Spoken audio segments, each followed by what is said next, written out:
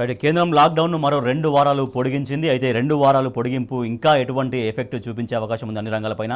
ఇప్పటికే లాక్డౌన్ కొనసాగుతున్న నేపథ్యంలో దేశవ్యాప్తంగా నెల రోజులకు పైగా లాక్డౌన్ కొనసాగుతున్న నేపథ్యంలో అలాగే ఎకానమీ, పారిశ్రామిక రంగాలు ఎటువంటి ప్రభావానికి గురై ఇక రాబోయే రోజుల్లో ఇంకా ఎటువంటి ఎఫెక్ట్కు గురవుతాయి, ఇక ఎటువంటి మార్పులు జరిగే అవకాశం ఉంది అంశాలపైన చర్చిద్దాం. చర్చలో మనతో పాటు పాల్గొంటున్నారు Med plus founder and CEO Madhukar Gangadi garu, ఆర్థిక రంగ నిపుణులు గీతానంద్ గారు. నమస్తే అండి, వెల్కమ్ టు టీ న్యూస్. ముందుగా మధుకర్ గారు, మనం చూస్తున్నాం ఇవాళ దేశవ్యాప్తంగా మరొక 2 వారాలు కేంద్రం లాక్డౌన్ను పొడిగించింది.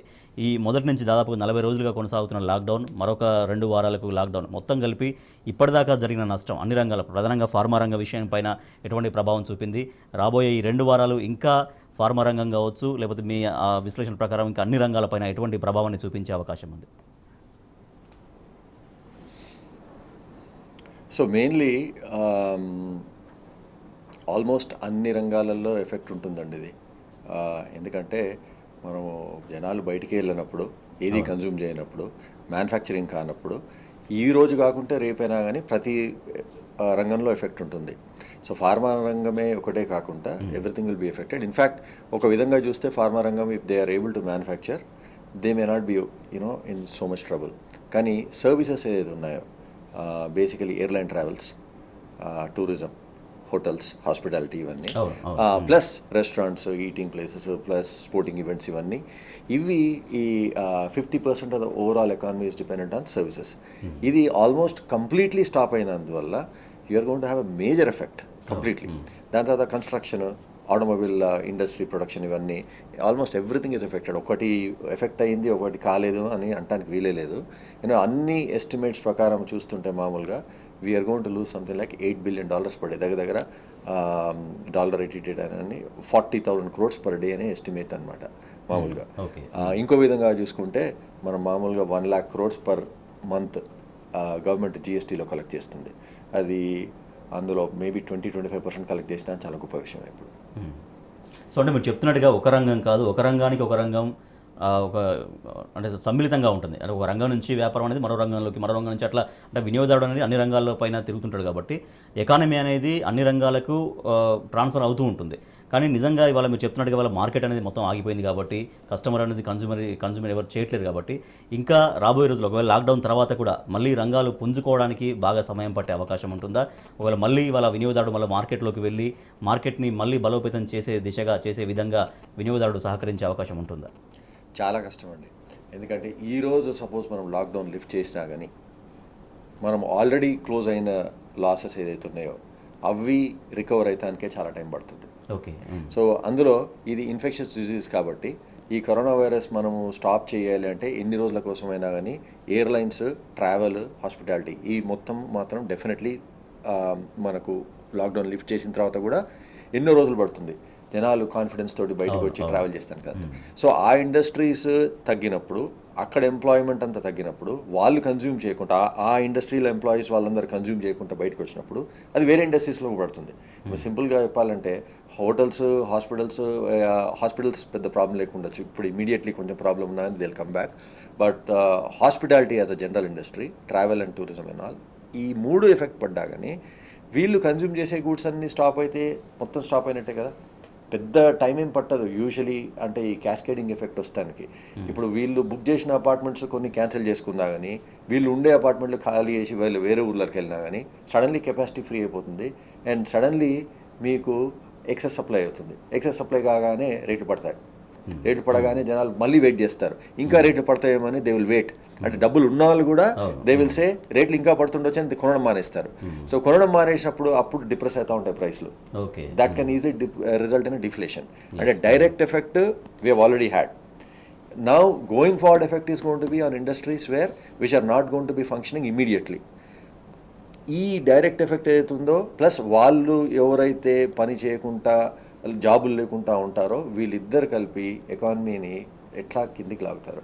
అంటే ఫస్ట్ ఎస్టిమేట్స్ ప్రకారము మనము 1% జీడిపి అనుకున్నాము గ్రోత్, కానీ ఇప్పుడు it can actually going to negative అని అంటున్నారు. Yes, right. గీతానంద్ గారు, అంటే కరోనా కంటే బిఫోర్, అసలు లాక్డౌన్ కరోనా అనేది ఇవాళ ఎంటర్ కాకముందే బిఫోర్ నుంచే భారత ఆర్థిక వ్యవస్థ అనేక ఒడిదుడుకులను ఎదుర్కొంటూ వస్తుంది. సో తర్వాత ఒక్కసారిగా ఇంత పెద్ద దెబ్బ పడినప్పుడు భారత ఆర్థిక వ్యవస్థ అన్ని రంగాలపైన ఎటువంటి ప్రభావం చూపించింది? ఎకానమీ విషయంలో నిజంగా భారత్ అనేది కోలుకోలేని దెబ్బ, నిజంగా అటువంటి దెబ్బ పడిందా భారత్కు? రాబోయే రోజుల్లో మళ్ళీ లేచి నిలబడి మళ్ళీ ఒక సమర్థవంతమైన భారత్గా నిలబడే అవకాశం ఎప్పట్లో కనిపిస్తోంది? యాక్చువల్గా మనకి గ్లోబల్గా కూడా కరోనాకు ముందే కూడా ఆర్థిక వ్యవస్థలు కొద్దిగా అవుతున్నటువంటి పరిస్థితి మనం చూసాం. దానిలో ప్రధాన భూమికి పోస్ట్ ఏంటంటే అమెరికాకి చైనాకి మధ్య వాణిజ్య యుద్ధం అనేది ప్రారంభమైంది. సో ఆ వాణిజ్య యుద్ధంతో ఎకానమీస్ అన్ని కూడా 2019 ఆల్మోస్ట్ మిడ్ నుంచి మనకి డౌన్ఫాలే ఉంది. ఇంకోటి గమనించాల్సిన విషయం ఏంటంటే మన ఇండెక్స్లు అన్నీ కూడా 2019 దాకా హైలో ఉన్నాయి, ఏది మన స్టాక్ మార్కెట్ ఇండెక్సెస్ కూడా. కానీ ప్రధానంగా కేవలం అది కొన్ని కంపెనీలకు మాత్రమే పరిమితమైనటువంటి పరిస్థితి మనం చూసాం. స్మాల్ అండ్ మీడియం స్టాక్స్ ఏవైతే ఉన్నాయో అవన్నీ 2018 మిడ్ నుంచి కూడా నష్టాల్లోనే ఉన్నాయి, అంటే బిజినెస్ నష్టాల్లోనే ఉన్నాయి. పైకి కనబడకుండానే ఆ ఎఫెక్ట్ అనేది చాప కింద నీరులో పాకుతూ వచ్చింది. ఒక్కసారి కరోనా రావడంతో అన్ని షట్ డౌన్ కావడం, సర్వీస్ సెక్టర్ ప్రధానంగా దెబ్బతినడం, ఇవి కొంత ఎకానమీ మీద నెగిటివ్ ఇంపాక్ట్ చూపిస్తున్నాయి. ఇప్పుడు ఏ వ్యాపారమైనా నడవాలి అంటే అక్కడికి వచ్చే కస్టమర్ల బేస్ మనకు తెలుస్తుంది, ఎంతమంది వస్తున్నారు ఎంతమంది రావట్లేదని. గూగుల్ ఫుట్ఫాల్ రిపోర్ట్ చూసినట్లయితే చాలా దారుణంగా ఉంది. అంటే ఒక్కొక్క బిజినెస్లో కేవలం 30%, 20% కూడా మనకి ఫుట్ఫాల్ అనేది కనపడడం లేదు. ఇంతకుముందు ఏంటంటే మన స్పెండింగ్ ప్యాటర్న్స్లో ఎలా ఉండేటువంటి అవసరం ఉన్నా అవసరం లేకపోయినా, అంటే ఎసెన్షియల్స్ అయినా కూడా కాకపోయినా కూడా మనం ప్రొడక్ట్స్ అనేది కొంటూ ఉండేవాళ్ళం. సో ఎలక్ట్రానిక్ గ్యాడ్జెట్స్ మీద ఎంత ఖర్చు పెట్టేవాళ్ళు మీరు చూస్తే ఒకప్పుడు రిపోర్ట్ చూస్తే మీకు తెలుస్తుంది. ఇప్పుడున్నటువంటి పరిస్థితులు ఏంటంటే ఓన్లీ ఎసెన్షియల్స్ కొనడానికి అలవాటు పడతారు, సేవింగ్స్ కూడా కొంత అలవాటు అవుతాయి. సో ఈ ఎసెన్షియల్స్ మీద మాత్రమే ఖర్చు పెట్టేటువంటి అవకాశం ఉంటుంది ఎకానమీ స్టార్ట్ అయిన తర్వాత, మళ్ళీ తిరిగి అంతా మొదలైనా కూడా. సో ఇంతకు ముందులాగా స్పెండింగ్ ప్యాటర్న్స్ అంటే కస్టమర్ బిహేవియర్ అనేది కంప్లీట్గా మారుతుంది. సో ఆ మారే దాని మీద ఆధారపడి కొత్త వ్యాపారాలు, పాత వ్యాపారాలు అంటే వ్యాపార పోకళ్ళన్నీ కూడా మారేటువంటి అవకాశం ఉంటుంది. ఇక నష్టం పరంగా చూసుకున్నట్లయితే ఒక్కొక్క వారానికి ఫస్ట్ బార్క్లేస్ ఎస్టిమేషన్ $16 బిలియన్ ఒక వారానికి నష్టం వస్తుంది అనుకుంటే అది $26-27 బిలియన్ దాకా కూడా వెళ్ళినటువంటి పరిస్థితి మనం చూసాం. అయితే అలాగే ఎకానమీ ఎంత ఇంపాక్ట్ అవుతుంది అనే దాని గురించి మనకు IMF ఇచ్చిన రిపోర్ట్ కానివ్వండి, జీడిపి గ్రోత్ మీద డిఫరెంట్ రేటింగ్ సంస్థలు ఇచ్చినటువంటి రిపోర్ట్లు అన్ని చూసినట్లయితే కరోనాకు ముందు మనం 5.86 ఇక్కడ దాకా కూడా ఎస్టిమేషన్స్ ఉండేటివి. అయితే అవి సడన్గా కరోనా వచ్చిన తర్వాత మొదటి వారంలో 2-2.5 కుదిర్చిన వాళ్ళు కూడా బార్క్లేస్ అయితే ఏకంగా ఈ క్యాలెండర్ ఇయర్లో పూర్తిగా 0 ఉంటుంది. అలాగే ఫైనాన్షియల్ ఇయర్ విషయానికి వస్తే 0.8 ఎస్టిమేషన్ వేసింది. అయితే ఇప్పుడు మళ్ళీ May 4 తర్వాత మళ్ళీ కూడా లాక్డౌన్ ఎక్స్టెన్షన్ అయింది, అంటే రెండో ఎక్స్టెన్షన్ అప్పటికి రిపోర్ట్ ఇది. సో ఇప్పుడు రెండోసారి ఎక్స్టెండ్ అయిన తర్వాత ఇంపాక్ట్ ఎంత ఉంటుంది అని చూస్తే రెడ్ జోన్స్, ఆరెంజ్, గ్రీన్ అని మనం జోన్లు పెట్టుకున్నాం కాబట్టి ఈ జోన్ల వారీగా విడతల వారీగా మనం లిఫ్ట్ చేస్తూ వస్తున్నాం కాబట్టి అంతగా ఇంపాక్ట్ ఉండదు అనేది ఒక వాదన వినిపిస్తుంది. అయితే ప్రధానంగా గమనించాల్సింది ఏంటంటే హైదరాబాద్ లాంటి మేజర్ నగరాలు ఏవైతే ఉన్నప్పుడు ఇంపాక్ట్ అయినటువంటి వాటిలో మేజర్ సిటీస్ ఏవైతే ఉన్నాయో 7 ప్రధానమైనటువంటి నగరాలు, వీటిల్లో బిజినెస్ ఎంతవరకు స్టార్ట్ అవుతుంది అనేది మనకి మెయిన్గా క్యాలిక్యులేషన్స్లో చాలా డిఫరెన్స్ చూపించేటువంటి అంశం.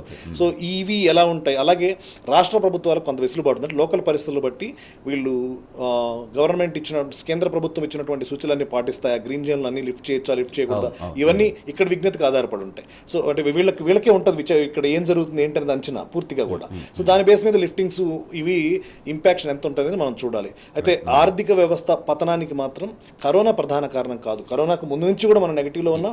కరోనా అది వచ్చి కొంచెం యాడ్ అయిందంటే అగ్నికి ఆజ్యం మనకి నెయ్యి తగిలింది అంతే. ఒకసారి మంటలు పెద్దవైనాయి, మనకు కంటికి కనబడుతున్నాయి. ఓవరాల్గా చూస్తే ఇంకా ఎకానమీ కోలుకుంటుందా అంటే ఇట్లాంటి పాండమిక్స్ చాలా చూసింది భారత ఆర్థిక వ్యవస్థ. 2008లో మనం ఇదే పతనాన్ని చూసాం. అంటే పాండమిక్స్ చూడబోయి 2008లో దేశం మొత్తం స్తంభించిన సిచ్యువేషన్ దానికి చెప్తున్నానండి. ఇప్పుడు గాయం ఎంత లోతుకు దిగింది అనే దాన్ని బట్టి కోలుకునేటువంటి ఎన్ని రోజుల్లో కోలుకుంటామో మనం ఎస్టిమేషన్ ఇవ్వాలి. అయితే 2008లో భారతదేశానికి అసలు ఇంపాక్ట్ లేదు, చాలా తక్కువ ఇంపాక్ట్, అంటే 1930లో ఇంపాక్ట్ తక్కువ, ఇవన్నీ మనం మాట్లాడుకోవడానికి. అయితే ఇప్పటికి ఉన్న పరిస్థితుల్లో కూడా వ్యత్యాసం చాలా ఉంది. 2008కి ఇప్పటికి తీసుకుంటే మనకి ఎన్ని ఇండస్ట్రీస్ ఉన్నాయి, ఎన్ని చోట్ల మనకి ఉద్యోగాల కల్పన అనేది ఎంత పెరిగింది ప్రైవేట్ సెక్టర్లో, ప్రభుత్వ సెక్టర్ నుంచి కాకపోయినా. అలాగే కన్స్యూమర్ అంటే పర్ హెడ్ వచ్చేటువంటి క్యాపిటల్, పర్ హెడ్ సంపాదన ఎంత ఉంది, అంటే తలసరి ఆదాయం ఎంత ఉంది, ఇవన్నీ కూడా ఇంపాక్ట్ చూపిస్తాయి కదా. సో దాంతోపాటు ఈసారి రాబోయేది ఏంటంటే ఇంతవరకు మనకు వచ్చేటువంటి వర్షాలు ఏవైతే ఉన్నాయో, వర్షపాతం ఏదైతే ఉందో ఈసారి సాధారణానికన్నా కూడా ఎక్కువగా పడేటువంటి అవకాశాలు కనబడుతున్నాయి. అంటే లోకల్గా మనకి ఫుడ్ ప్రొడక్షన్ పెరిగేటువంటి అవకాశాలు ఉన్నాయి. ఎస్, ఈ కరోనా లాక్డౌన్ ఇవాళ ఎకానమీ పైన అలాగే అన్ని రంగాలపైన పారిశ్రామిక రంగం మొదలుకొని అనేక రంగాలపైన ఎటువంటి ప్రభావాన్ని చూపిస్తుంది, రాబోయే రోజుల్లో దీనికి ఎటువంటి పరిష్కారం ఉండాల్సిన అవసరం ఉందనే అంశాలపైన మనం చర్చిస్తున్నాం. మధుకర్ గారు, ఇవాళ ముఖ్యమంత్రి గారు ప్రతి ప్రెస్ మీట్లో కూడా వారు మాట్లాడుతున్నారు. ఇవాళ ఎకానమీ అనేది ఇవాళ చాలా చాలా దారుణమైన స్థితిలో వెళ్ళిపోయింది. ఆ మొత్తం ఆర్థికంగా ఎంతో కుదేలవుతున్నప్పటికీ కూడా ప్రాణాలు చాలా ముఖ్యం, ఆర్థిక వ్యవస్థను మళ్ళీ అవసరమైతే నిలబెట్టుకోవచ్చు అని, పోయిన ప్రాణాలని మనం తీసుకురాలేమనేది ముఖ్యమంత్రి గారు చాలా కన్విన్స్గా ప్రజలకు చెప్తున్నారు. నిజంగా ఇవాళ ఎకానమీ ఇంపార్టెంటా, ప్రాణాలు ఇంపార్టెంటా, లేకపోతే రెండు ఇంపార్టెంటా? ఎకానమీని కాదని ప్రాణాలని, లేకపోతే ప్రాణాలని కాదని ఎకానమీని మనం కాపాడుకోగలమా? రెండింటిని సైమల్టేనియస్గా ఎట్లా కాపాడుకునే అవకాశం ఉంది రాబోయే రోజుల్లో? కరెక్టే మీరు చెప్పేది. మామూలుగా అయితే లైవ్స్ వర్సెస్ లైవ్లీవుడ్స్ అంటే మనం ప్రాణాలు నిలబెట్టాలా లేకపోతే ఎకానమీ నిలబెట్టాలా అంటే ప్రాణాలు నిలబెట్టాలి, దాంట్లో డౌట్ ఏం లేదు. కానీ ఏదైతే రోజులో ప్రాణాలు నిలబెట్టడానికి వేరే ప్రాణాలు పోయే ఛాన్స్ ఉందో, to save some lives right now we're going to lose a lot more lives. ఎందుకంటే ఎకానమీ మొత్తం క్రాష్ అయితే more deaths will happen due to starvation, more deaths will happen due to other reasons. So అటువంటి పరిస్థితి వచ్చినప్పుడు మాత్రం మనం we have to consider very carefully. So కాకపోతే మనం we're in a better city. నా లెక్క ప్రకారము ఇది అది చూస్ చేసుకునే అవసరమే లేదు, వీ కెన్ చూస్ బోత్. ఇప్పుడు మనము just let step back for a minute and see what actually happened.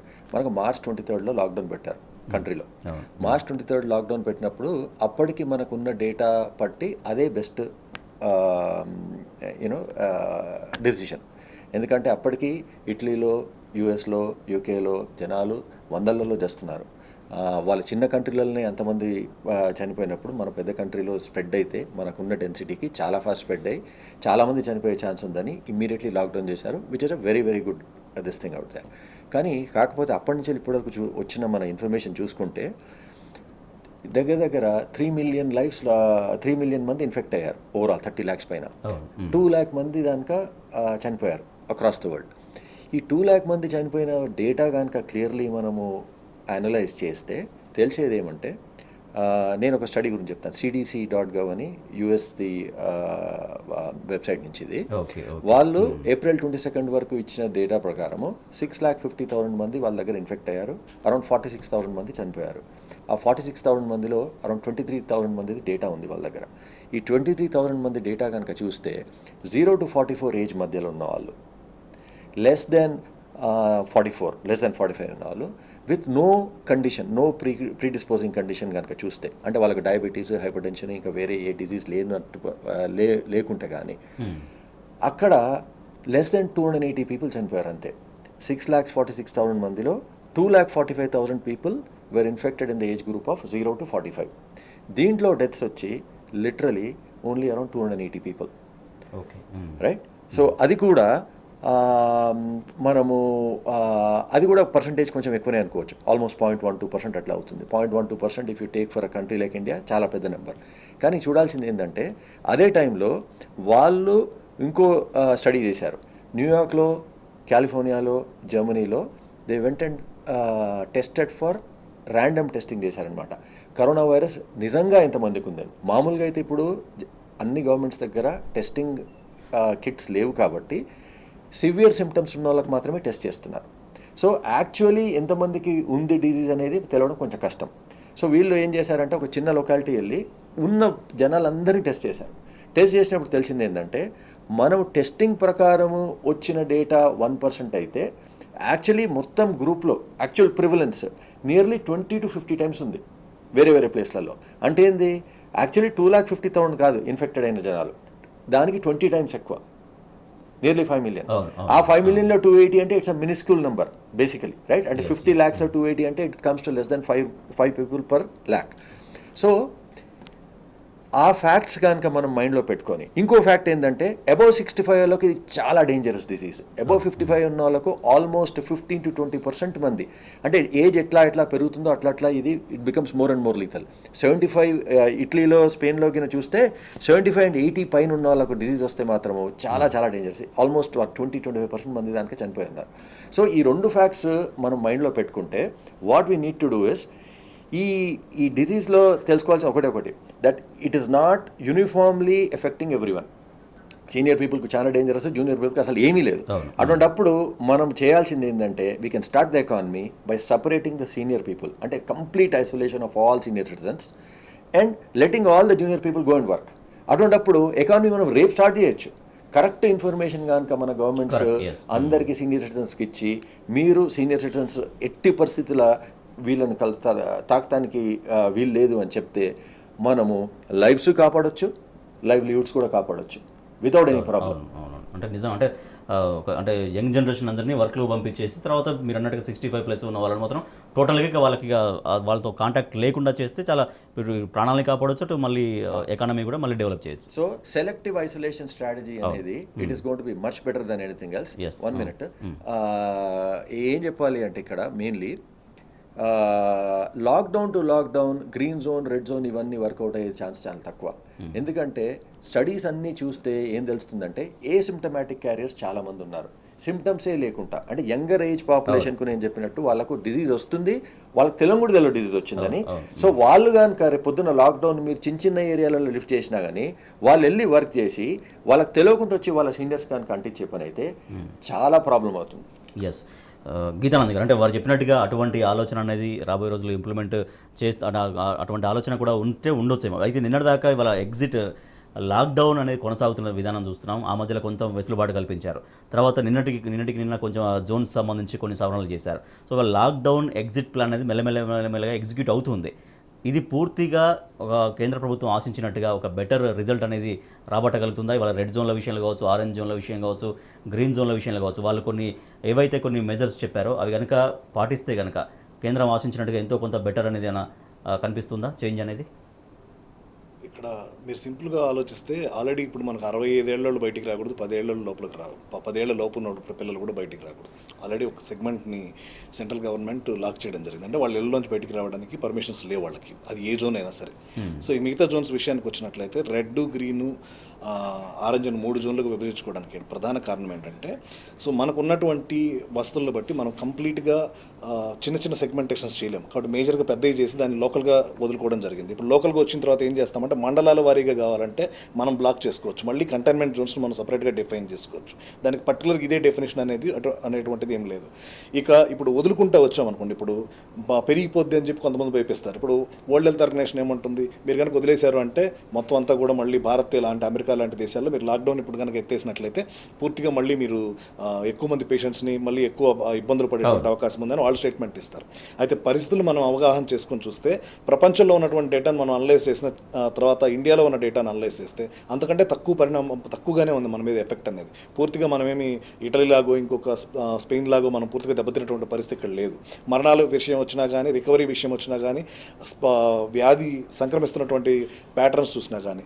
రెండోది, ఈ మే 21 దాకా కనుక దీన్ని కంటిన్యూ చేయగలిగినట్లయితే మే 21 97% కేసులు తగ్గుతాయనేది సింగపూర్ యూనివర్సిటీ చేసినటువంటి స్టడీ ప్రకారం మనకున్న మన దేశానికి ఇచ్చినటువంటి టార్గెట్. అదంటే మే 21 దాకా లాక్డౌన్ కంటిన్యూ చేయగలిగితే 97% కేసులు తగ్గుతాయని. సో అందువల్ల ఇప్పుడు జరుగుతున్నటువంటి పరిణామాల్లో మనకు మే 17 దాకా తీసుకున్న డెసిషన్ తర్వాత మరికొన్ని సడలింపులు ఇచ్చి మళ్ళీ దాన్ని కంటిన్యూ చేసేటువంటి అవకాశం కూడా మనం తీసిపారేలేం. మే నెలాఖరు దాకా కూడా ఇంకొన్ని రిస్ట్రిక్షన్స్తో వెళ్తాయి. అయితే పూర్తిగా థియేటర్లు ఇవి డిసెంబర్ దాకా మనం దాని గురించి ఆలోచించే పనే లేదు. డిసెంబర్ దాకా ఇవి రెండు కూడా, ఇది థియేటర్స్ కానివ్వండి, మాల్స్ కానివ్వండి, ఇక మిగతా వాటికి గుంపుగా కూడేటువంటి ఏవి ఉండేదంటే అవకాశాలు అయితే లేవు. సో అలా చేయగలిగితే ఈ వ్యాధిని దీని మీద నుంచి వస్తున్నటువంటి భయాల నుంచి ముందు బయటపడాలి. అయితే ఒకటేంటంటే శాంపిల్ సైజ్ అనేది చాలా ఇంపార్టెంట్. ఇప్పుడు ఆయన చెప్పినట్టు అది శాంపిల్ సైజ్, పెద్ద శాంపిల్ సైజ్ 2,43,000 అనేది సార్ చెప్పినట్టుగా అది పెద్ద శాంపిల్ సైజ్ కాబట్టి ఆ శాంపిల్ మీద వచ్చినటువంటి డేటా నమ్మొచ్చు. మొదట్లో మనకు వచ్చిన 340 శాంపిల్స్ మీద 260 శాంపిల్స్ మీద మనం డేటా తీసుకొని, అంటే దాన్ని క్లియర్గా సెగ్మెంట్ కూడా చేయలేము. అంటే మళ్ళీ తీసుకున్న తర్వాత డేటాని ఎక్కడ ఎంతమంది ఉన్నారు, మళ్ళీ ఆ గ్రూప్ వైజ్ మళ్ళీ తగ్గితే మళ్ళీ వేస్ట్ మనం స్టడీ చేసి. సో ఆ శాంపిల్ సైజ్ అనేది పెద్దదిగా ఉన్న తర్వాత చూస్తే ఇది అంత ప్రమాదకారి కాదు అనేది ప్రస్తుతానికి తెలుస్తుంది. ఇంకొక విషయం కీలకంగా గుర్తుపెట్టుకోవాల్సింది ఏంటంటే, ఈ రోజు ఉన్నటువంటి సిచ్యువేషన్స్లో ఏ ఎకనామిస్టు కూడా ఎవరు కూడా దీన్ని సపోర్ట్, అంటే లాక్డౌన్ కంటిన్యూస్గా ఇలానే పెట్టేసుకొని కంటిన్యూ చేసేటువంటి పరిస్థితి, సపోర్ట్ చేసేటువంటి పరిస్థితి లేదు. ఈవెన్ ప్రధానమంత్రి స్టేట్మెంట్ కూడా జహాన్ బి రెండు కూడా ఆయన స్టేట్మెంట్ ఇవ్వడం జరిగింది. అంటే ప్రాణాలు, ఆర్థిక వ్యవస్థ రెండు కూడా ముఖ్యమని. దానికి తగ్గట్టుగానే మొన్న ఇచ్చినటువంటి ఫస్ట్ ఎక్షన్స్లో కొన్ని లిమిటేషన్స్ అనేవి తీసేయడం జరిగింది. అంటే కొన్ని వెసులుబాట్లు కల్పించడం జరిగింది. ఇప్పుడు మళ్ళీ మరికొన్ని వెసులుబాట్లు కల్పించడం జరిగింది. జరిగింది. అయితే ఇందులో ప్రధానంగా కాన్సన్ట్రేట్ చేయాల్సింది ఏంటంటే మనకున్నటువంటి అంటే కింద పల్లెటూళ్ళలో ఉన్నటువంటి వ్యవస్థలో 60-65 ఏళ్ళ వాళ్ళని సపరేట్గా పెట్టడం అనేది సాధ్యమైనటువంటి పరిస్థితి కాదు. అందరం తీసుకెళ్ళి ఐసోలేషన్లో పెట్టాలి. సో అదైతే సాధ్యమైనటువంటి సొల్యూషన్ కాదు. ఇప్పుడు ఉన్నటువంటి బాధ్యత ఏంటంటే ఈ 40-44 ఏళ్ల లోపు వాళ్ళు ఎవరైతే బయట తిరుగుతున్నారో, బయటకి అలౌ చేశారో వాళ్ళు జాగ్రత్త తీసుకొని వాళ్ళు వరకు కొంచెం డిస్టెన్స్ మెయింటైన్ చేయడానికి ఎవరికి వాళ్ళుగా తీసుకోవాలి. సో రైట్, ఎస్, కంక్లూడ్ చేయండి. ఓవరాల్గా చూస్తే ఇప్పుడు తీసుకుంటున్నటువంటివన్నీ కూడా ఏదో సత్ఫలితాలు ఇచ్చేటువంటిగా కనబడుతున్నాయి. కాకపోతే ప్రభుత్వం మాత్రం ఇంతవరకు ఒక ప్యాకేజ్ కూడా ప్రకటించలేదు. ఆర్థిక వ్యవస్థకు సంబంధించి ఊతమిచ్చేటువంటి దిశగా ఎటువంటి ఆలోచన అంటే సరైనటువంటి ఆలోచన, నిర్ణయాత్మకంగా ఉన్నటువంటి ఒక ఆలోచన కూడా బయటికి రాలేదనే చెప్పాలి. సో అవి కనుక తీసుకుంటేనే ఎకానమీ రికవరీ కావడానికి అవకాశం ఉంది. ఎస్, మధుకర్ గారు, లాక్డౌన్ అనేది మెల్లమెల్లగా ఎగ్జిట్ ప్లాన్ మనకు కనిపిస్తుంది సార్. లాక్డౌన్ అనేది దశల వారీగా కొనసాగిస్తున్నప్పటికీ కూడా కొన్ని అయితే వెసులుబాట్లు కల్పిస్తున్నారు. మొన్న కొన్ని వెసులుబాట్లు కల్పించారు. ఇవాళ నిన్న కేంద్రం రిలీజ్ చేసినటువంటి గైడ్లైన్స్ ప్రకారం చాలా చోట్ల అంటే గ్రీన్ జోన్ దాదాపుగా అంతా ఓపెన్గా ఉంది. తర్వాత ఆరెంజ్, రెడ్ జోన్ ఇవన్నీ కూడా ఇప్పుడు ఒక కేంద్రం భావిస్తున్నట్టుగా ఈ ప్లాన్ అనేది వర్కౌట్ అయ్యే అవకాశం ఉందా? దాంతోపాటుగా రాబోయే రోజుల్లో ఇవాళ ఉద్యోగాల కల్పన విషయంలో కావచ్చు, లేకపోతే ఉపాధి కల్పన విషయంలో కావచ్చు, గతంలో యాజమాన్యాలు ఏ రకంగా వ్యవహరించాయి ఉదారంగానే అట్లా వ్యవహరించే అవకాశం ఉందా? నిజంగా వాళ్ళ యొక్క స్టాఫ్ను కూడా తగ్గించుకొని వాళ్ళ యొక్క ఉద్యోగాలు కూడా తగ్గించుకునేటువంటి ఆ కార్యక్రమం తీసుకునే అవకాశం కనపడుతుందా? రైట్. సో ఇది ఈ లాక్డౌన్ ఈజింగ్ అనేది అన్ఫార్చునేట్లీ పేపర్ మీద చూస్తానికి బాగానే ఉంటుంది. రెడ్ జోన్, గ్రీన్ జోన్లో అందరూ పని చేసుకోవచ్చు, రెడ్ జోన్లో ఎవరు చేస్తానికి వీల్లేదు, అది ఇది అనడం. కానీ అన్ఫార్చునేట్లీ ఎకానమీ అట్లా వర్కౌట్ కాదు. ఇప్పుడు ఫస్ట్ ఆల్ మీరు చూడండి, మన కంట్రీ నడిచేది మెయిన్లీ 7-8 పెద్ద సిటీస్లలో, బాంబే, ఢిల్లీ, హైదరాబాద్, బెంగళూరు, చెన్నై అన్నిట్లలో. ఈ అన్ని సిటీస్ రెడ్ జోన్లలో ఉంటాయి. ఈ సిటీస్ కనుక కాంట్రిబ్యూట్ చేయలేదనుకోండి మీకు, they are not contributing to buying or selling or manufacturing. So అప్పుడు మీకు ఎకానమీ పెద్ద రోల్ అవుట్ అయ్యే ఛాన్స్ ఏముంది? సరే, కరెక్టే, గ్రీన్ జోన్లో అగ్రికల్చరల్ సైడ్లో you are going to go work out there, make sure harvesting is done and everything is taking care of and all that. అది మంచిదే, కానీ that's only a very small part of our overall economy కదా. So ఇప్పుడు again by basically locking down one portion of the place and saying that okay you can work here, you can work there అంటే it doesn't really work. ఎందుకంటే except for very few industries, manufacturing అయితే అసలు పనే చేయదు. ఎందుకంటే ఏ ఒక్క part, ఇప్పుడు ప్రస్తుతానికి మాకున్న చిన్న యూనిట్లోనే మేము ఈ శానిటైజర్ అవి ఇవి ఏదైనా తయారు చేయాలన్నా కానీ దానికి ఒక 3-4 ప్రోడక్ట్స్ కావాలి. ఒక ప్రోడక్ట్ బాంబేలో, ఒక ప్రోడక్ట్ ఢిల్లీలో, ఒక ప్రోడక్ట్ చైనా నుంచి ఎక్కడి నుంచి రావాలా. ఏ ఒక్క ప్రోడక్ట్ రాకున్నా కానీ వీ కాంట్ రియలీ మ్యానుఫ్యాక్చర్. అది దెన్ ఇప్పుడు మనం యూజ్ చేసినంత మాత్రాన వచ్చే ఫెసిలిటీ ఏముంది? If nothing is moving from Bombay which is the main source of all chemicals out there, really a chemical industry పెద్ద పనిచేయడానికి ఛాన్స్ లేదు కదా.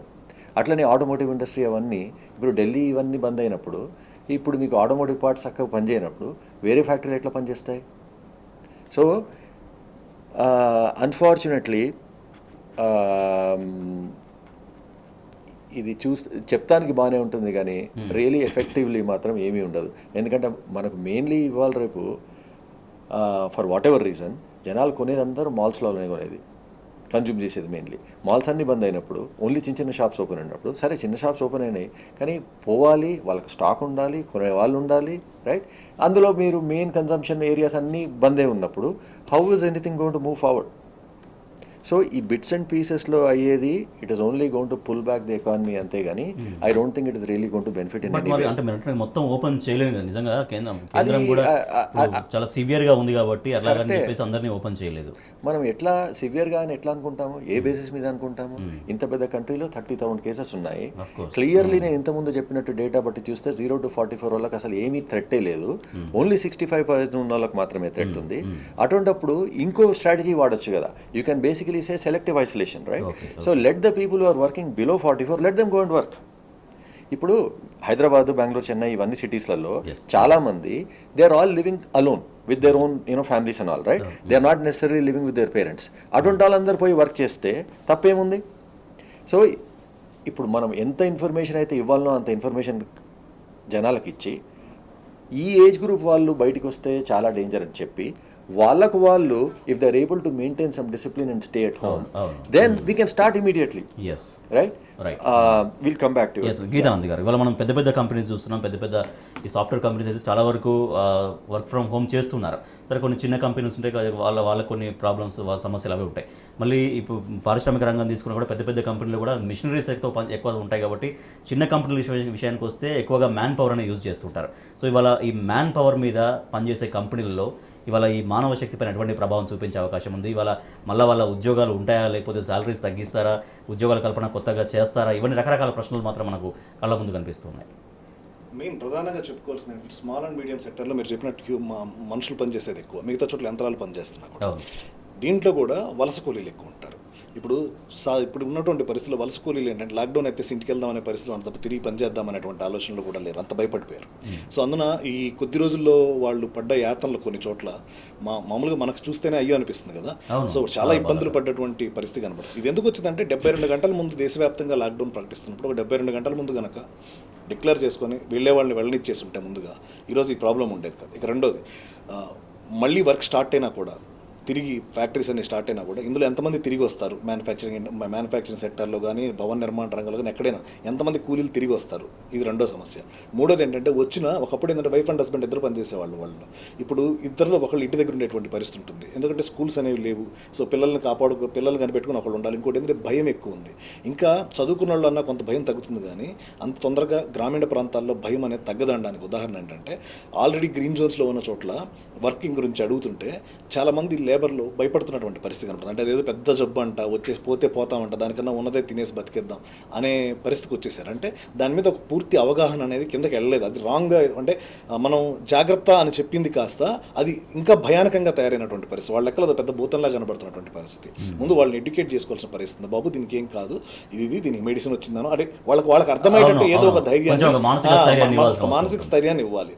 సో అలాంటి మాటలు మాట్లాడినప్పుడేమో ప్రతిపక్షాలు విమర్శిస్తాయి. ఇప్పుడు మనకి ఇద్దరు ముఖ్యమంత్రులు కూడా, ఆ తెలుగు రాష్ట్రాల్లో ఇద్దరు ముఖ్యమంత్రులు కూడా స్టార్టింగ్లో చాలా ధైర్యం చెప్పారు, పారాసెటమాల్ వేసుకుంటే పోయేదానికి ఏంటి టెన్షన్ పడుతున్నారని చెప్పి. ఎందుకంటే వాళ్ళకి తెలుసు ముందుగానే ఇలాంటి పరిణామాలు ఉంటాయని. దాన్ని ప్రతిపక్షాలు ఎలా వాడుకున్నాయి? విమర్శించడానికి వాడుకున్నాయి. పోనీ పారాసెటమాల్ వాడట్లేదా? పారాసెటమాల్ వాడతారు. వాళ్ళు చెప్పింది ఏంటంటే జనానికి ధైర్యం ఇవ్వడానికి చెప్పిన మాట. సో అలా ధైర్యం ఇవ్వనంత వరకు కూడా హ్యూమన్ రిసోర్స్ అనేది తిరిగి వచ్చేటువంటి అవకాశం లేదు. ఇక ఐటీ ఇండస్ట్రీ అద్భుతంగా ఉంది, వర్క్ ఫ్రమ్ హోమ్ జరుగుతుంది అనుకుంటున్నారు, కానీ ప్రొడక్టివిటీ దారుణంగా డ్రాప్ అయింది. ఆ సెక్టర్లో ఉన్న వాళ్ళని అడిగి చెప్తారు, అంటే పైన మేనేజ్మెంట్ లెవెల్ ఉన్న వాళ్ళని అడిగి చెప్తారు ఎంత దారుణంగా డ్రాప్ అయిందని. ఇళ్ళ నుంచి ఎప్పుడైతే కనెక్ట్ అవుతున్నారో కాల్స్ ఎక్కువ అవుతున్నాయి, వర్కింగ్ అనేది తగ్గుతుంది. ఇంకోటి మీరు గమనిస్తే ఫోకస్ అనేది ఇంట్లో ఉండడం కన్నా కూడా ఆఫీస్కి వచ్చేస్తే ఫోకస్ ఉంటుంది. 8 అవర్సే పని చేస్తున్నాం కదంటే 8 అవర్స్ ఫోకస్గా పని చేస్తాం మనం.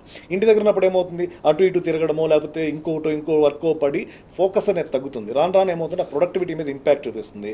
రెండోది మేజర్గా ఇప్పుడు మొబైల్ రిపేర్ అయినా చేర్చుకునే పరిస్థితి లేదు, ల్యాప్టాప్స్ రిపేర్ అయినా చేర్చుకునే పరిస్థితి లేదు. సో ఇందువల్ల ఏమవుతుంది, కొంతమంది దగ్గర సార్ ల్యాప్టాప్ చెడిపోయిందంటే ఇంకేం చేయలేని పరిస్థితులు ఉన్నాయి. సో అక్కడ కూడా ప్రతి ఇండస్ట్రీలోనూ ఇప్పుడైతే సమస్య ఉంది. లాక్డౌన్ అనేది ఎక్స్టెన్షన్ చేసుకునే కొద్దీ సమస్య పెంచుకోవడమే కానీ తగ్గించుకోవడం కాదు. అందువల్ల స్లోగా లిఫ్ట్ చేస్తున్నాం. ఒక్కసారిగా ఎత్తేస్తే ఏమవుతుంది అంటే, ఒక్కసారిగా కనుక ఎత్తేసాము అంటే ఏం లేదని వదిలేసాము అంటే 44-45 ఏళ్ళ లోపల బయట రావచ్చు అని చెప్పినా కూడా ఆ గ్రూప్లో వాళ్ళు ఈ గ్రూప్లో వాళ్ళు మనం విడివిడిగా చూడడం కష్టపడలేదు, మనం కంట్రోల్ చేయలేం. సో పరిపాలన పరంగా చూస్తే అంత సౌలభ్యంగా ఉండదు. ఇప్పుడు 7 నుంచి తెల్లవారుజాము 7 దాకా, రాత్రి 7 నుంచి తెల్లవారుజాము 7 దాకా ఎక్కడ ఏ జోన్లో కూడా బయటికి రావద్దని పెట్టాం. సో ఇది కంట్రోల్ ఓకే. అదే ఇప్పుడు అదే కనుక మనం లిఫ్ట్ కనుక చేసాం అనుకోండి, నైట్ షిఫ్ట్ అని ఇంకోటి ఏది ఓపెన్ చేసినా కూడా వీళ్ళు బయటకు వచ్చేటువంటి అవకాశం ఎక్కువ ఉంటుంది. దీనివల్ల ఏమైనా జబ్బు పెరిగిపోతుందా అంటే, పెరిగే తర్వాత ఆ పెరిగిన వాళ్ళు ఎక్కడ పెట్టాలి, ఒకవేళ జబ్బు వచ్చింది తీసుకెళ్ళి ఎక్కడ పెట్టాలి?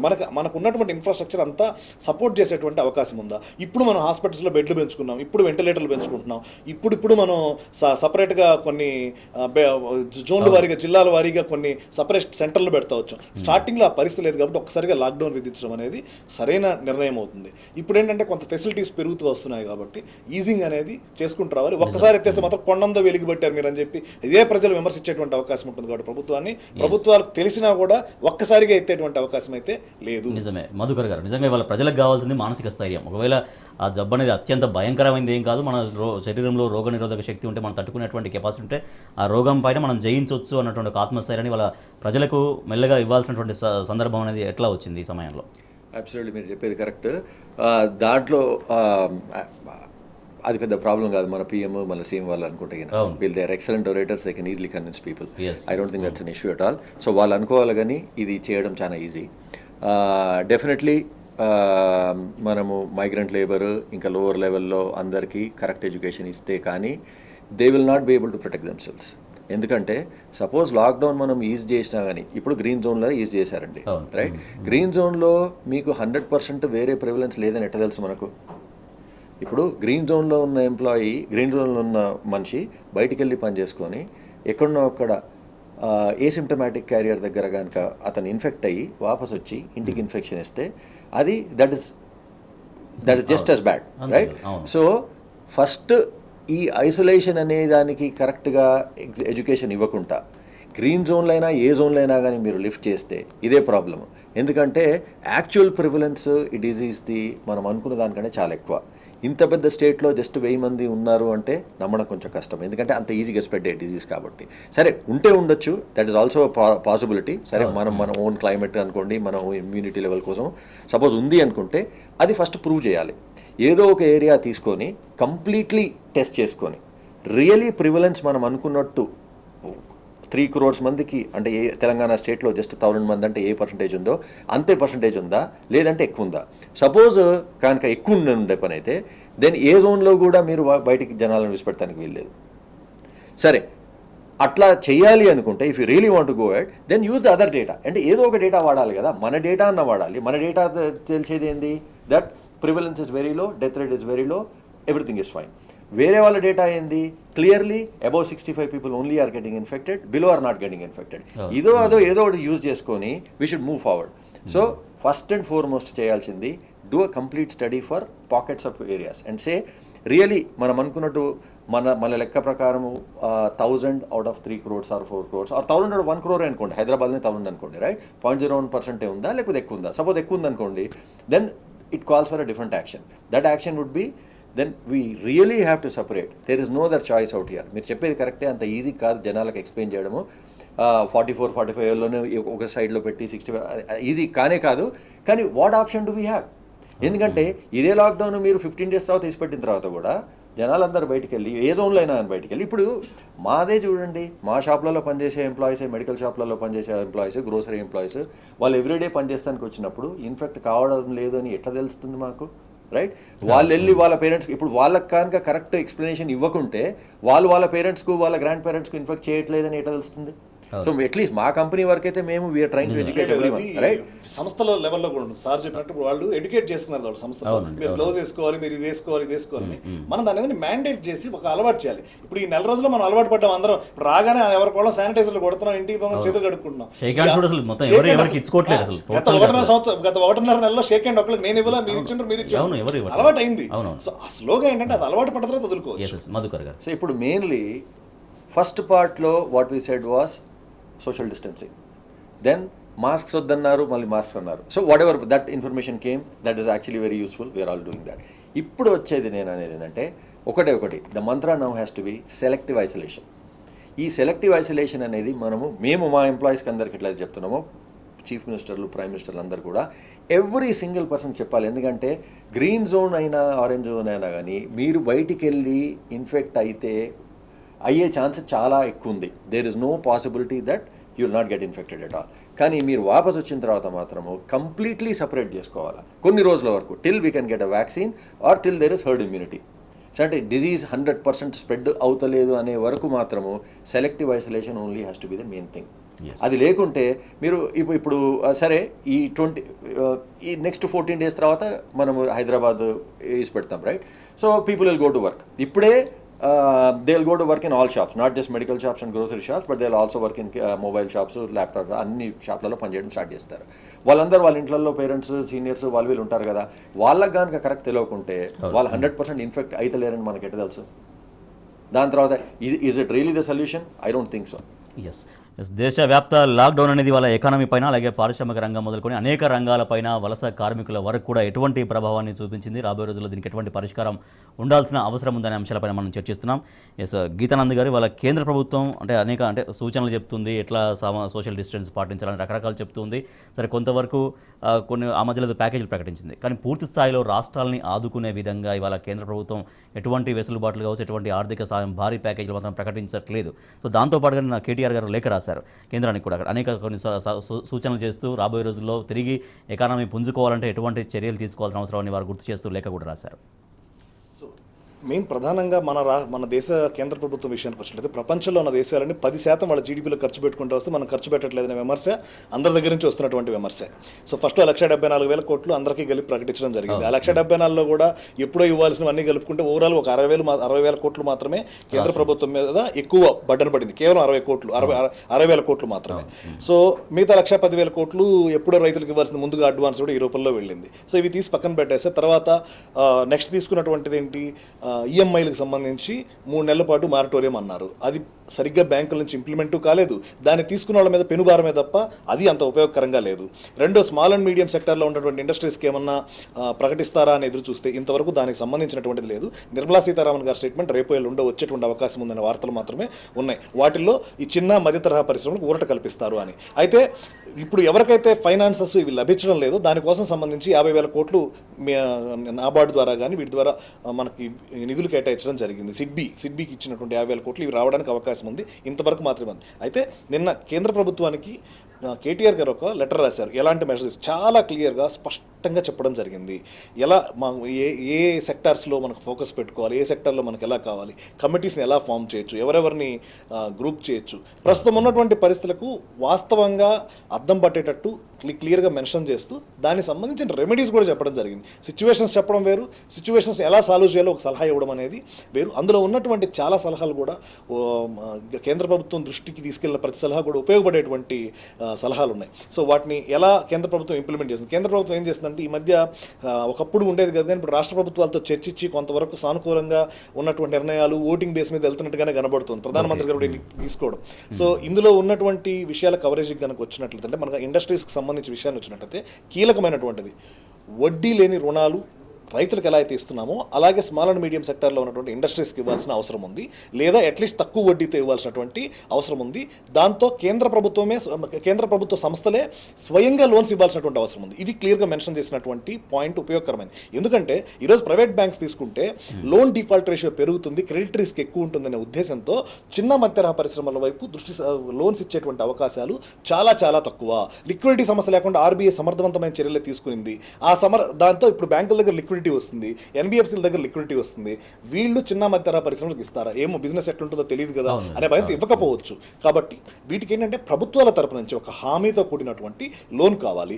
దానికి 3 సంవత్సరాలు కానీ 2 సంవత్సరాలు కానీ ఒక పీరియడ్ ఇవ్వాలి, లేదా నెక్స్ట్ రానున్నటువంటి 6 నెలల పాటు వడ్డీని అసలుని కట్టకుండా వాయిదా వేసేటువంటిది ఏదన్నా ఉంటే ఇవ్వాలి. ఇలాంటి రాయితీలు క్లియర్గా ఇచ్చి స్మాల్ అండ్ మీడియం సెక్టార్లో ఉన్న కంపెనీస్ని నిలబెట్టకపోతే నిరుద్యోగ సమస్య అనేది పెనుభూతలా వెంటాడబోతుంది. సో కరోనా భూతం కన్నా నిరుద్యోగ భూతం ఇంకా పెద్దది. దాని తర్వాత ఆహార సమస్య అనేది, ఆహార భద్రత ఇంకా చాలా పెద్దది. అదృష్టవశాత్తు మనకి ఈసారి పంటలు బాగా పండి నెక్స్ట్ వచ్చే సీజన్లో కూడా బాగా పండేటువంటి అవకాశం ఉంది. కాబట్టి కరువు అనేది లేదు, కానీ నిరుద్యోగం అనేది పెద్ద సమస్య. దానికి కీలకంగా లెటర్లో ప్రస్తావించడం జరిగింది. దానికి సంబంధించినటువంటి మెజర్స్ కేంద్ర ప్రభుత్వం కూడా తీసుకుంటుందని అనుకుంటున్నాను. వన్స్ ఈ కరోనా ఎఫెక్ట్ అయిపోయిన తర్వాత దాని మీద కేంద్ర ప్రభుత్వం దృష్టి సారించే అవకాశాలు కూడా తీసిపారేయాలి. ఎస్ మధుకర్ గారు, నిజంగా దేశ ఆర్థిక వ్యవస్థను కాపాడుకోవడం కోసం అందరూ బాధ్యతాయుతంగా వ్యవహరించాలి. సో ఆ బాధ్యతాయుతంగానే మంత్రి కేటీఆర్ గారు లేఖ రాయడం, అనేక సమస్యలను ప్రస్తావించడం, ఆ సమస్యలకు పరిష్కారాలు కూడా వారు చూపించడం, ఇవన్నీ కేంద్ర ప్రభుత్వం పరిగణలోకి తీసుకొని నిజంగా దాంట్లో వాల్యుబుల్గా ఉంటే కనుక డెఫినెట్గా అవి ఇంప్లిమెంట్ చేసే విధంగా కేంద్రం కూడా ఏ రకంగా కేటీఆర్ గారి సూచనలను ఆలోచించాల్సిన అవసరం ఉంది.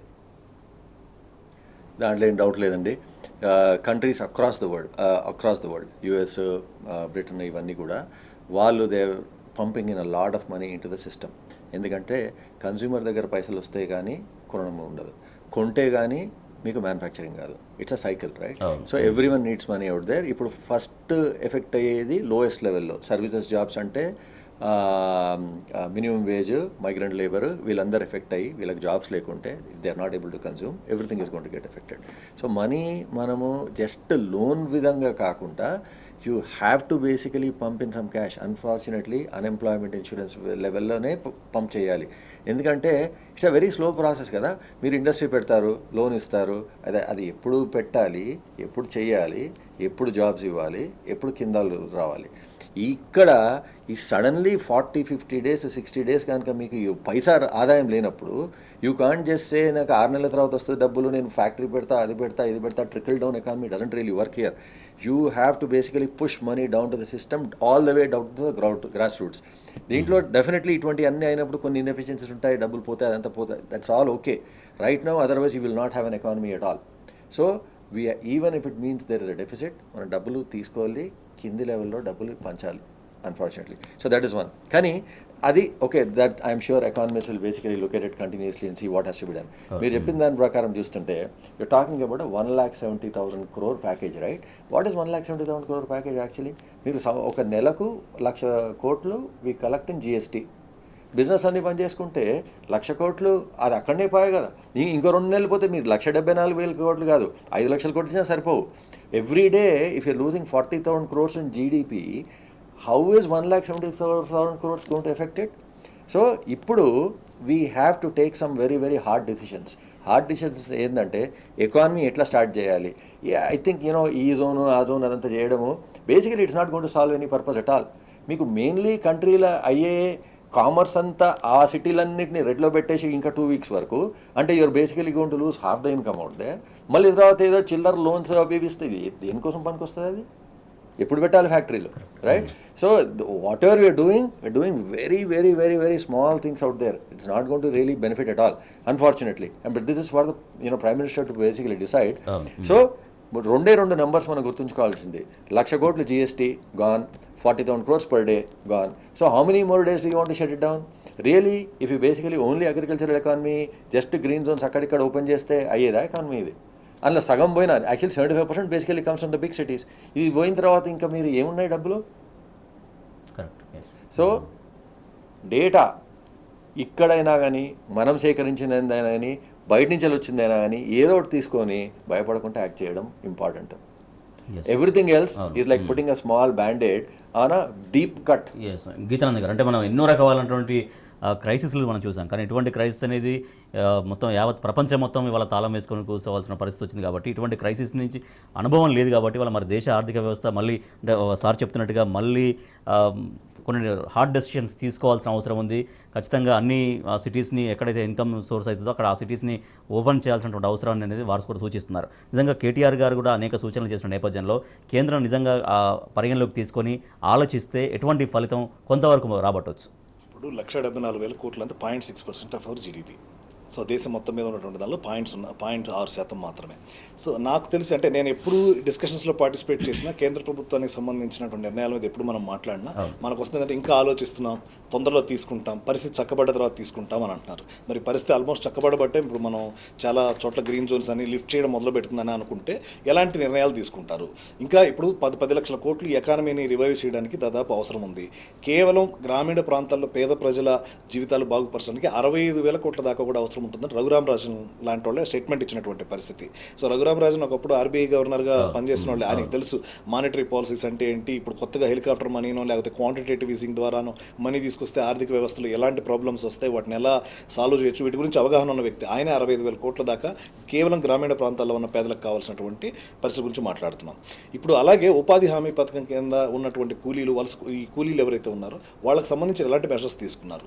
ఇప్పుడు చేతిలో కన్స్యూమర్ డిమాండ్ బేస్డ్ ఎకానమీ అంటే చేతిలో కన్స్యూమర్ దగ్గర డబ్బులు లేకపోతే ఏ వస్తువు కొనేటువంటి పరిస్థితి అనేది లేకపోతే మ్యానుఫ్యాక్చర్ చేసి కూడా వేస్టే, ఉపయోగం లేకుండా అక్కడ పడేసి కూర్చోవాల్సిందే.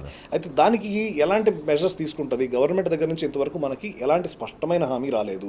కేవలం సెంట్రల్ గవర్నమెంట్ నుంచి వచ్చిందంతా కూడా 30 కోట్ల జన్ధన్ ఖాతాల్లో డబ్బులు వేసాము, ఇంత మించి మనకి ఏమీ కూడా సరైనటువంటి నిర్ణయం అయితే రాలేదు. ఇప్పుడు లిఫ్ట్ చేసినా కూడా సైలెంట్గా ఉండే అవకాశం ఉంది. ఎందుకంటే ఆల్రెడీ ఎకానమీలో వాళ్ళకి మనకి తీసుకుంటే ద్రవ్య లోటు అనేది 3.3% ఉండాలన్న టార్గెట్ కాస్త దాటి వెళ్ళిపోయింది. పోయినసారే పోయింది 3.5%. ఈసారి 3.5% పెట్టుకున్నాం, దాన్ని కూడా దాటి వెళ్ళిపోయేటువంటి అవకాశాలు ఉన్నాయి. రెండోది భయపడేది ఏంటంటే క్రెడిట్ రేటింగ్ గురించి కొంతవరకు ఆలోచించుకుంటున్నటువంటి పరిస్థితి చూస్తున్నాం. 1,00,000 కోట్లు నెలకి టార్గెట్ పెట్టుకుంటే జీడిపి అనేది ఆ టార్గెట్లో దగ్గరగా మనం వస్తున్నటువంటి టైంలో దెబ్బపడింది. కాబట్టి ఇప్పుడు ఆ రెవెన్యూ కూడా తక్కువగా ఉంది కాబట్టి జేబులోంచి ఖర్చు పెట్టడానికి ఆలోచిస్తున్నటువంటి పరిస్థితి.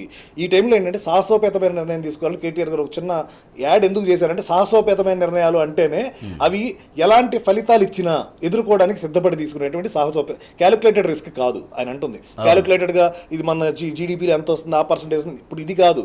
సాహసోపేతకు ముందు ఒక నిర్ణయం తీసుకునేయండి, తర్వాత దానికి తగ్గట్టు కావాలంటే మళ్ళీ రెమెడీస్ ఏముందండి. ఇప్పుడు తీసుకుంటే కూడా క్వాంటిటేటివ్ ఈజింగ్ హెలికాప్టర్ మనీ తీసుకున్నంత మాత్రాన, వ్యవస్థలోకి డబ్బులు వచ్చినంత మాత్రాన వాటిని కనుక ప్రొడక్టివిటీలో పెట్టి నెక్స్ట్ 2-3 సంవత్సరాల్లో కనుక ఈ జీడీపీని పెంచుకోగలిగితే, అంటే ప్రొడక్టివిటీ అనేది పెంచుకోవాలి, నెగిటివ్లో ఉన్నదాన్ని పాజిటివ్లో తీసుకురాగలిగితే ఆ ఇంపాక్ట్ తగ్గుదా? ఇంపాక్ట్ తగ్గుతుంది, ఇది అందరికీ తెలుసు. కాకపోతే గవర్నమెంట్ ఏంటంటే వేచి చూద్దాం అన్నటువంటి పొజిషన్లో ఉంది కేంద్ర ప్రభుత్వం. సో ఈ డెసిషన్స్ అనేవి కొంచెం క్విక్గా తీసుకొని సాహసోపేతమైన నిర్ణయాలు తీసుకుంటే కానీ ఎకానమీ అయితే రికవరీ కాదు. అందరు ఇచ్చిన స్టేట్మెంట్స్ కూడా ఈ మ్యాగ్నిట్యూడ్ ఆఫ్ కోవిడ్ అలాగే పాలసీస్ ఈ రెండు మాత్రమే దేశాన్ని నిలబెడతాయి, ఆర్థిక వ్యవస్థ నుంచి చెప్పడం జరుగుతుంది. చివరిగా మధుకర్ గారు, సో వాళ్ళ కేంద్రం అంటే ఒక స్ట్రాంగ్ డెసిషన్స్, ఒక హార్డ్ డెసిషన్స్ తీసుకోవాల్సినటువంటి సందర్భాన్ని కేంద్రం కూడా ఎట్లా ఆలోచించాలి, కేంద్రం ఎటువంటి ధైర్యంతో ఇవాళ ప్రజల ముందుకు వచ్చి ఎకానమీని నిలబెట్టుకోవడం కోసం తీసుకోవాల్సినటువంటి నిర్ణయాలని ప్రజలకు వివరించాల్సిన అవసరం ఉంది. క్లోజ్ చేద్దాం. ఇప్పుడు డెఫినెట్లీ క్విక్ డెసిషన్ తీసుకోవాలి, and it may be a risky decision అంటే ఎట్లా, మేబీ యూనో డేటా అంతా చూసి మనం చేసినప్పటికీ 100% కరెక్ట్ అవుతుందని నమ్మకం లేదు. So politically it may not be the best decision. కానీ కంట్రీకి ఇప్పుడు ఏది మోస్ట్ ఇంపార్టెంట్ అంటే, పొలిటికల్లీ మనకు కరెక్ట్ ఉన్నా లేకున్నా కానీ, సపోజ్ అటు ఇటు అయినా కానీ, మేబీ యూ డోంట్ యూనో మన పొలిటికల్ ఫార్చ్యూన్స్ కరెక్ట్ ఉన్నా లేక అవన్నీ ఆలోచించకుండా we have to basically take a decision which you know helps us best. చేయాలి అంటే మనం ఉన్న ఫస్ట్ ఆఫ్ ఆల్ ఈ డెఫిసిట్ అంతా మర్చిపోవాలి. Doesn't really matter. ఇప్పుడు అన్ని కంట్రీలు డెఫిసిట్లలో ఉన్నప్పుడు మనం ఒక్కరు డెఫిసిట్ లేకుండా ఆ 3.2K ఉండాలని ఏముంది? This is a extraordinary situation. We should basically take extraordinary actions out there. ఇప్పుడు ఈ టైంలో డెఫిసిట్ గురించి ఆలోచించే అవసరం లేదు. Inject money, do whatever is out there, right? అదే ఏదైనా అన్నీ చేయాలి. కానీ అది చేస్తూనే you also have to take care that you open up the economy fast. ఎందుకంటే మీరు ఇంతకుముందు అన్నట్టు 1,74,000 నుంచి 5 లక్షలైనా కానీ ఇంకొన్ని రోజులు ఆపితే అది కూడా వేస్ట్ అవుతుంది. సో ఈ రోజు స్టార్ట్ అయినా కానీ మనకు డీప్రిసిషన్ ఉంది. దానికి you need to really take some very very hard decisions. ఇక్కడ లాక్డౌన్ ఎగ్జిట్ ప్లాన్ ఒకటే కాకుండా వాళ్ళ దేశవ్యాప్తంగా ఒక కేంద్రం కూడా సాహసోపేతమైన నిర్ణయాలు తీసుకోవాల్సినటువంటి అవసరం, తద్వారా వాళ్ళ ఎకానమీని అలాగే పారిశ్రామిక రంగం మొదలుకొని అనేక రంగాల్ని కూడా కేంద్రం ఆదుకోవాల్సినటువంటి అవసరం ఉందని సూచిస్తున్నారు. Thank you so much Madhukar గారు అండ్ గీతానంద్ గారు, థ్యాంక్ యూ సో మచ్. ఇది వాళ్ళ ప్రత్యేక చర్చ. చూస్తూనే ఉండండి టీ న్యూస్.